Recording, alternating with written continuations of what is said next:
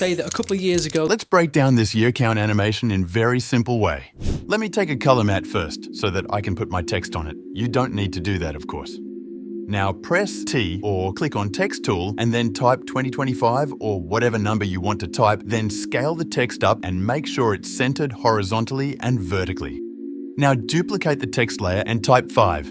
Now place this 5 in the position of the 5 and check if the spacing is perfect and remove the 5 from the 2025. Now drop the transform effect on 5 and animate it. Make sure your velocity graph is smooth. Now, duplicate the text layer to save time, as you won't have to set the position or redo the animation. Just change the number. Now let's move on to the masking, the main thing. Scroll down until you see the opacity section, then click on rectangle icon. Then adjust this rectangular mask and make sure to check the inverted box. Now play and check if the number 5 is completely hidden. Now mask the number 4. You can also feather the mask borders.